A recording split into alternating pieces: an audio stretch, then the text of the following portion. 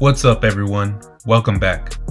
Today we're talking about Absolute Wonder Woman issue number 6, a tale that takes Diana from heights of battle to the depths of the underworld, where gods, titans, and ancient beasts collide in a struggle for justice, survival, and a power unlike any other.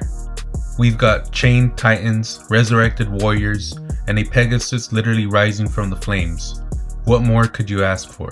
Stick around as we break down the latest chapter in Diana's epic saga, her clash with Hades, her journey to Mount Prometheus, and the secret behind her lasso nemesis. Trust me, this is a good one. Let's get into it. Diana had barely caught her breath after defeating the Tetracide in Gateway City when the world shifted beneath her feet. A glowing blue hand pulled her downward, thick and suffocating, until she landed with a jolt in the underworld.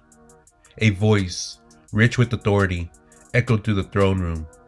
"Kneel, princess, and let's see that pretty face."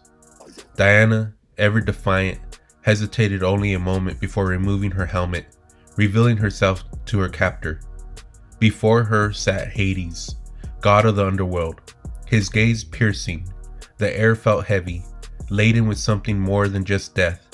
It carried expectation. The throne room of Hades was a place where shadows clung to the walls, thick with unseen threats and unspoken bargains. Diana stood at its center, shoulders squared, her defiance carved into every sharp angle of her stance. "You've escaped without my leave," Hades mused, his voice like distant thunder. "Tell me, princess, did you think there would be no consequence?" Diana met his gaze, unwavering. "I did not think you would be so concerned." Hades chuckled, a low, dangerous sound. "Disarm yourself." "You are a god," Diana said, watching him carefully. "And yet, you fear my weapons?" Hades leaned forward, amusement flickering beneath the weight of his words. "Curiosity, not fear," he corrected.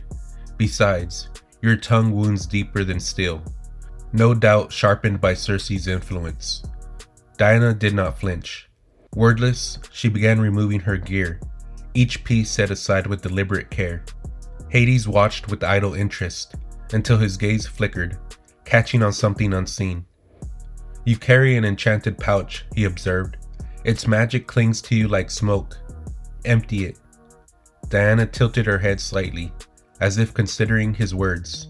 "I never imagined you as a fan of enchantments, sire." Hades exhaled, irritation threading into his tone. "That tongue," he murmured. "Circe has honed it too sharply." "Perhaps," Diana said, a smirk ghosting across her lips. "Or perhaps it was sharpened by circumstance." Hades studied her, silent for a beat. "My statement stands." His eyes flickered down to Diana's equipment now strewn across the ground. He hummed, then gestured. "Just what every growing girl needs, I see. Bring the red lasso." Diana's posture remained poised, but her voice carried a warning.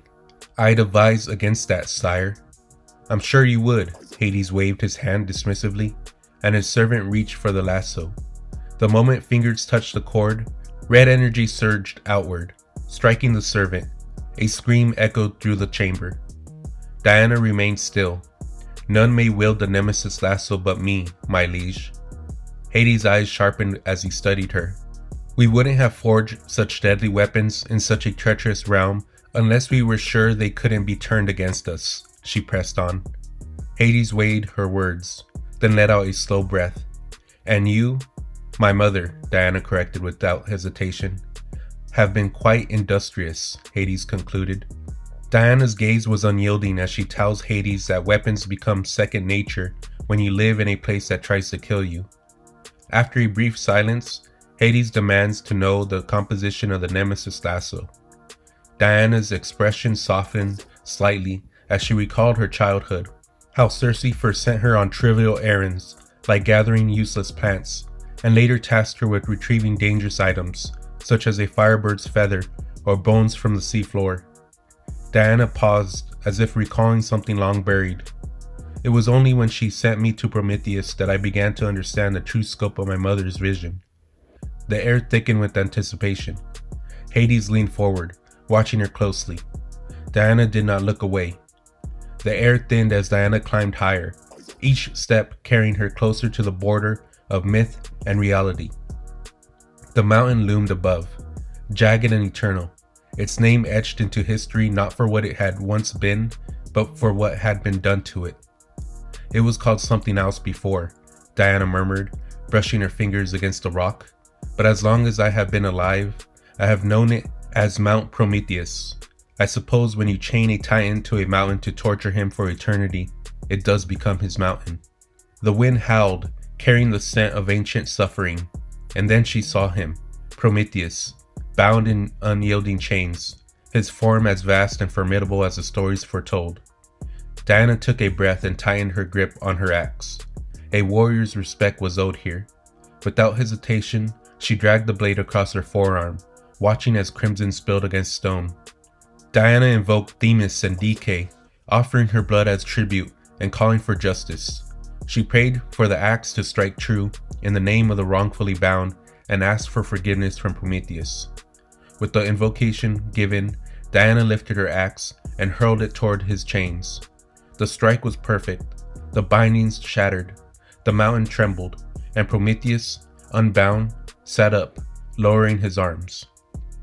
For a moment, all was silent. Then the Titan reached for the fallen axe, his massive hands cradling the weapon with an understanding that stretched beyond words. When he handed it back to Diana, his gaze held something between gratitude and certainty. Diana took the axe and nodded. "Forgiveness for my inadequacy," she admitted. "I confess, I have not the power to free you permanently, but I thought a respite might be welcome." Prometheus studied her, then offered the faintest smile. "It is indeed, princess." A great eagle, Prometheus's tormentor, landed before Diana. Unfazed, she calmly addressed it as sister, and asked it to stop feeding on her friend.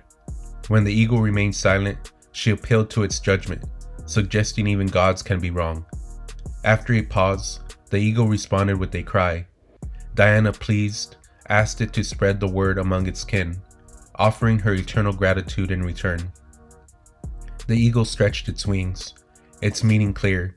Diana watched as it took flight, carrying her words through the unseen threads that bound gods, mortals, and titans alike.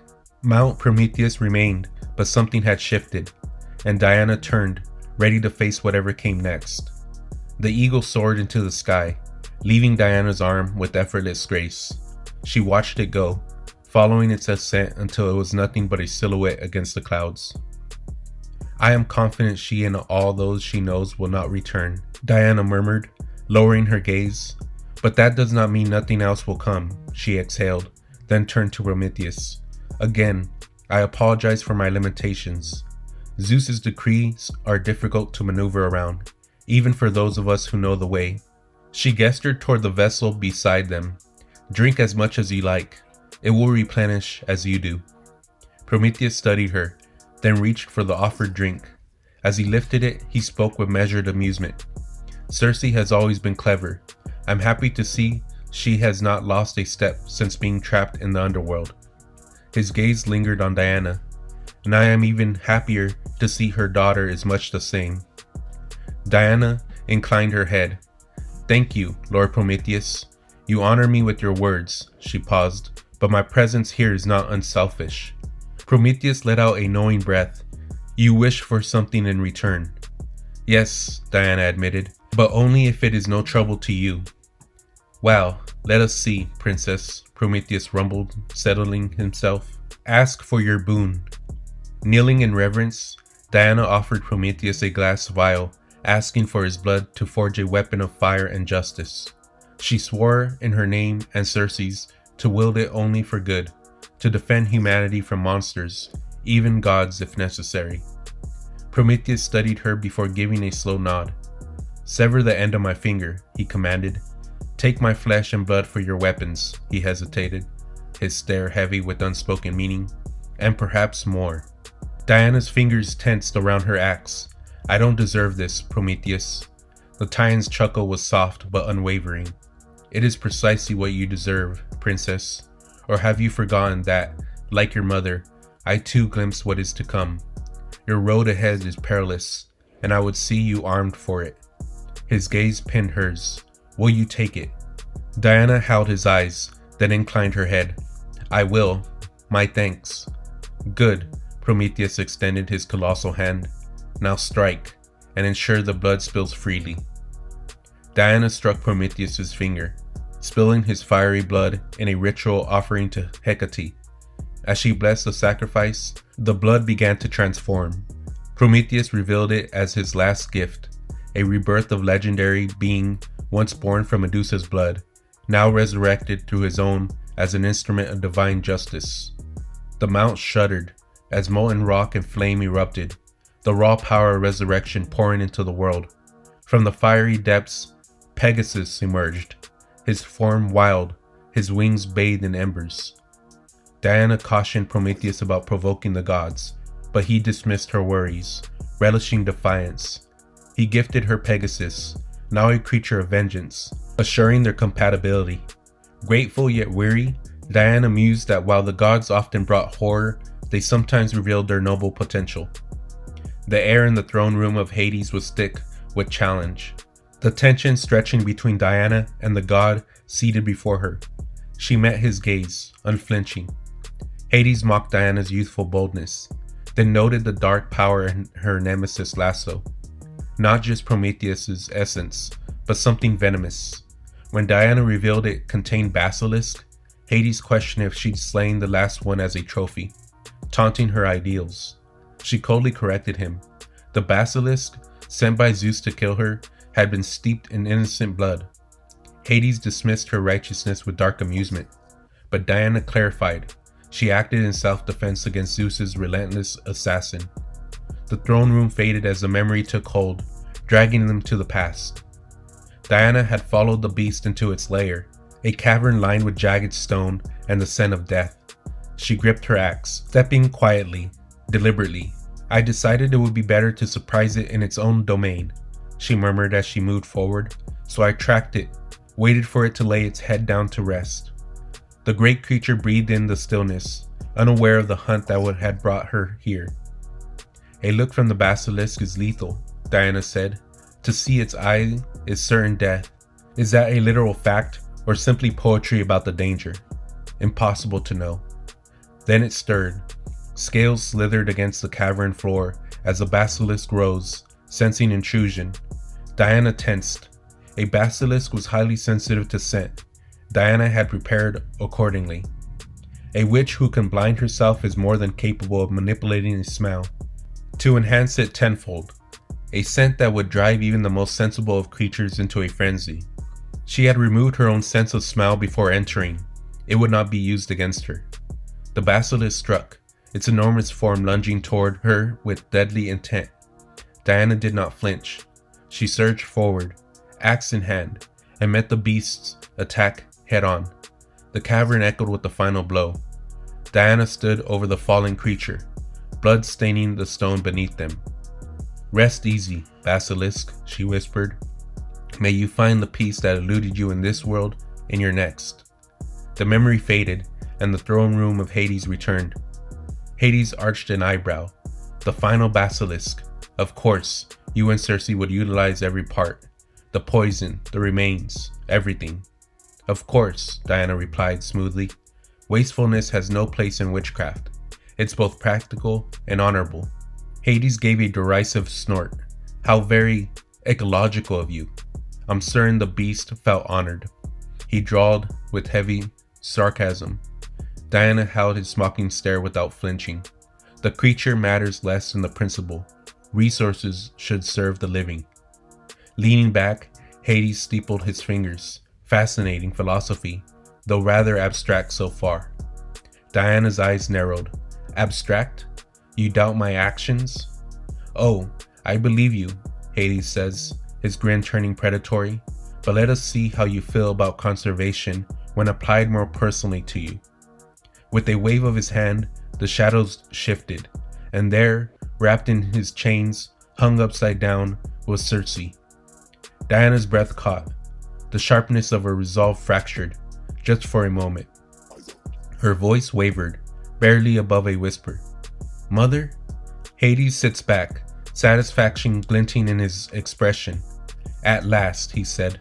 "No more smart remarks from that too sharp tongue. We all have weaknesses, princess." His smile was cruel. Yours was quite easy to pinpoint. And there you have it. In Absolute Wonder Woman number 6, Diana not only takes on the Lord of the Underworld, but she also reveals the dangerous origins of her weapon, the combined might of Prometheus and the last basilisk, forged in fire and justice. She freed a titan, bargained with the gods, and even witnessed the rebirth of Pegasus himself.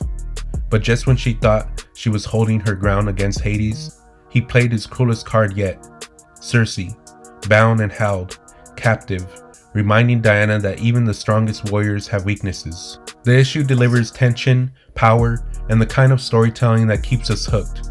What do you think of Diana's choices? Is she playing a dangerous game with the gods, or is she simply fulfilling her role as their greatest challenger? Let's talk about it in the comments. Thank you for watching. I'll catch you in the next one. Later.